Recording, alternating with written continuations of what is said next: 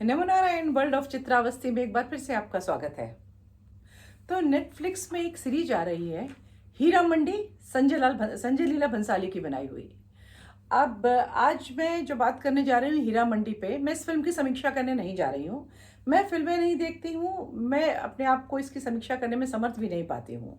लेकिन एक जो चीज़ मैं इस फिल्म के बारे में बात करना चाहूँगी, जो चीज़ मुझे हमेशा हर समय सबसे ज़्यादा डिस्टर्ब करती रहती है, वो है समाज का सोशियो कल्चरल, जो हमारा स्फीयर है, समाज का सोशियो कल्चरल जो कंस्ट्रक्ट है, उसको जिस तरह से फिल्म डिस्टर्ब कर रही है। और डिस्टर्ब तो नेगेटिवली कर रही है, पॉजिटिवली नहीं कर रही है। तो आज के इस वीडियो में मेरा कंसर्न वही है। संजय लीला भंसाली ने फिल्म बनाई है हीरा मंडी। जो इसको मैंने नहीं देखा, लेकिन मैंने इसके जो देखे, इसके बारे में जो पढ़ा है, जो इन लोग का ऑफिशियल नैरेटिव है मेकर्स का, वो मैंने देखा है। और मैंने इसके छोटे छोटे कुछ क्लिप्स देखे हैं। और जो सबसे इंपॉर्टेंट चीज जो मैंने वो देखी है, जो इनकी पीआर टीम, जिनका कास्ट एंड क्रू जो इसके बारे में बोल रहा है और सामने रख रहा है, वो देखिए, कोई भी फिल्म होती है उसके माध्यम से, एक कोई फिल्म हो या कोई भी आर्ट का माध्यम हो, स्टोरी टेलिंग का माध्यम हो जिसको हम कहते हैं, वो उपन्यास हो, फिल्म हो, नाटक हो, जो कुछ भी हो, किताब हो, तो उसका उसमें एक नैरेटिव बिल्डअप होता है। और इनकी पीआर की जो टीम है उसी नैरेटिव को सामने लेकर आ रही है। वो मैंने पढ़ा जो मुझे बहुत डिस्टर्बिंग लगा। एक बात तो ये मान रहे हैं कि लाहौर में, पाकिस्तान का जो शहर है लाहौर, वहां पर एक बहुत पुराना मोहल्ला है जहां पर सेक्स वर्कर या प्रोस्टिट्यूट्स वो रहा करती रही हैं। और आज भी वो मोहल्ला उसी रूप में वहां कायम है। अगर आप गूगल करके देखेंगे तो उसके आपको फोटोग्राफ्स और बहुत सारी चीज़ें मिलेंगी। और जो आज़ादी के पहले के समय वो किस रूप में था, वो भी आपको फोटोग्राफ्स देखने को मिलेंगे। मतलब आप ये नहीं कह सकते कि वहाँ पर एक पैराडाइज था जिसको पाकिस्तानियों ने खराब कर दिया है, वो ऐसा ही था। तो उसके बारे में बात कर रहे हैं। अब ये एक बड़ा ही सेंसिटिव सब्जेक्ट है। इसलिए एक सेंसिटिव सब्जेक्ट है क्योंकि कोई भी किसी फिल्म को देख रहा है, कोई बच्चा बालक कोई देख रहा है, वो या बड़ा भी, तो वो उससे क्या निकालेगा, आपने क्या परोसा और क्या आप उस चीज को परोसने में समर्थ हुए।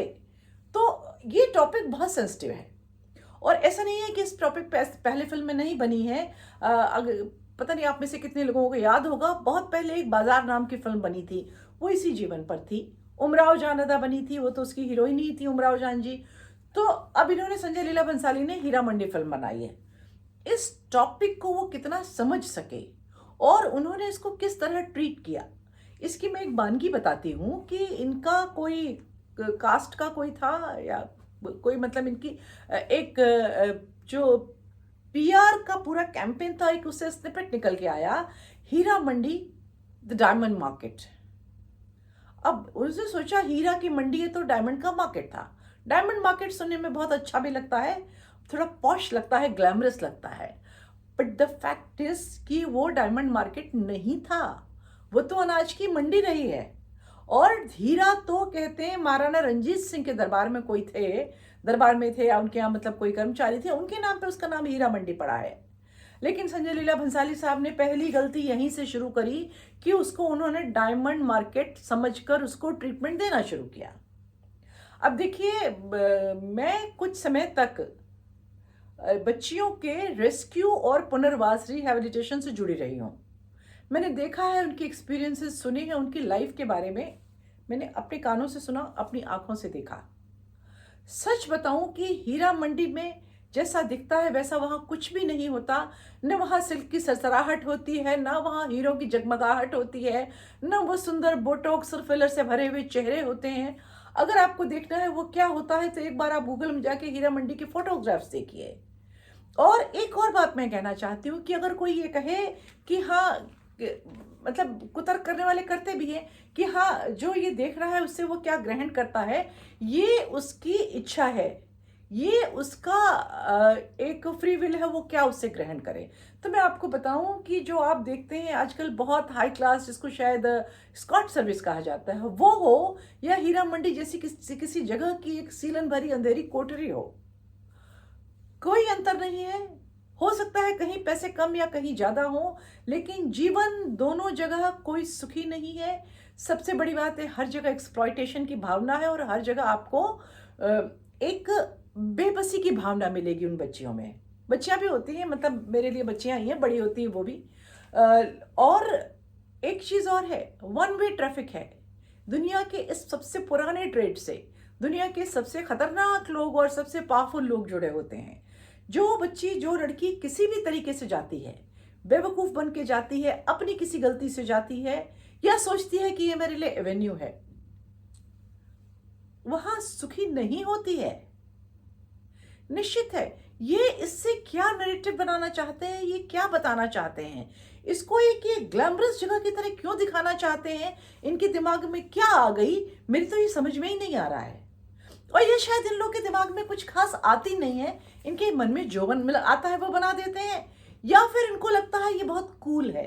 ये हमारे भंसाली साहब ने इसके पहले गंगूबाई बनाई थी, वो भी कुछ ऐसी ही कहानी थी। अब जिन लोगों ने गंगूबाई को जाना देखा, कोई मतलब वो ऐसा नहीं कि 1857 के पहले की चीज थी। गंगूबाई काठियावाड़ी स्वेच्छा से नहीं बनी थी। ऐसा नहीं था कि उसके लिए ये कोई बहुत एक मतलब कमाल की उपलब्धि थी, वो परिस्थितियां थी जिससे वहां पड़ी थी। अच्छा, संजय लीला भंसाली साहब जो है एक अजीब म्यूटेंट टाइप का नैरेटिव बनाने में और अपनी फिल्मों से मैसेज देने में, मतलब मुझे ऐसा लगता है जैसे कि जब वो फिल्म बनाना शुरू करते हैं वो स्टोरी समझ ही नहीं पाते हैं। वो स्टोरी, नरेशन, नैरेटिव वो उनको नहीं समझ में आता है। जैसे उन्होंने देवदास बनाई थी, देवदास के कुछ हिस्से मैंने देखे थे, तो उन्होंने देवदास को एक पर्टिकुलर उपन्यास में, एक पर्टिकुलर पीरियड में, एक पर्टिकुलर सोसाइटी जो बंगाली भद्रलोक कहता है उस पर बनाया, लेकिन अंत करते करते उन्होंने उसको बंगाली अभद्रलोक की कहानी बना दी। मतलब आप सोच नहीं सकते कि उस टाइम पीरियड में एक भले घर की जमींदार की बहू जाकर एक नाचने वाली के संग डांस करेगी, वो भी पूरी भीड़ के बीच में, संजय लीला भंसाली ही करा सकते हैं। ऐसे ही उन्होंने पद्मावती बनाई थी, पद्मावती पे जो बनाई थी माँ पद्मावती पे फिल्म, अब उसमें उन्होंने मतलब वो पता नहीं जानबूझ के उन्होंने किया, एक कंफ्यूज होते चले गए, और आखिर में जब बच्चियां फिल्म देख के निकली, मैंने अपने कानों से सुना वो बच्चियां खिलजी पर आशिक हैं। वो बच्चियां मतलब इतना एनामर्ड है खिलजी के कैरेक्टर से। आप ये सोचिए कि एक बलात्कारी, दूसरों की औरतें उठाने वाला लुटेरा, उन्होंने उसको इस तरीके से प्रस्तुत किया कि जिन बच्चों को इतिहास नहीं मालूम है, जिनको उसकी डेप्थ में उसकी जानकारी नहीं है, उनको उसका ग्लैमर ही प्रभावित कर रहा है।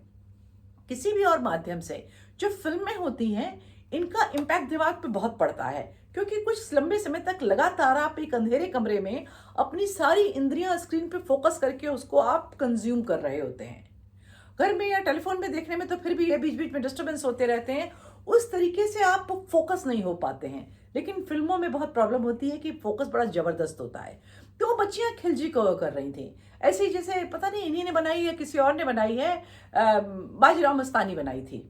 बाजीराव मस्तानी मैंने लास्ट का कुछ हिस्सा देखा, टीवी पे देखा था, तो उसमें अंत में उन्होंने बाजीराव जैसा जो एक महान योद्धा और बड़ा सात्विक योद्धा था, वो बड़ा सिद्धांत वाला आदमी था, जब फिल्म देख के निकले बच्चे तो वो मतलब एक मस्खरा, लंपट, असफल आशिक के रूप में वो सामने आता है। मतलब वो जितने महान योद्धा थे उतने महान प्रेमी भी थे, लेकिन वो एक अजब डिस्टॉर्टेड उसकी इमेज लेके आते हैं। तो ये हमारे भंसाली साहब जो है ना, वो रिपीट ऑफेंडर हैं। अब कुछ लोग कहते हैं कि देखो कहानी वहानी की तो बात छोड़ो, देखो इनकी फिल्मों में कितना ग्रैंडर होता है, क्या सेट्स होते हैं, क्या कपड़े होते हैं। तो भाई अगर इतना सिर्फ ग्रैंडर ही फिल्मों में सब कुछ है, क्या बड़े बड़े सेट्स हैं, महल बनाए हैं, कपड़े हैं, खूबसूरती है, तो फिर ये ग्लोरीफाइड टेंट वाला या एक अपग्रेड मगनलाल मगन भाई ड्रेस वाला है, ये अपने आप को फिर एक स्टोरी टेलर, एक निर्माता, निर्देशक ना ही कहे तो अच्छा है। कम से कम लोगों को गलतफहमी तो कोई नहीं होगी।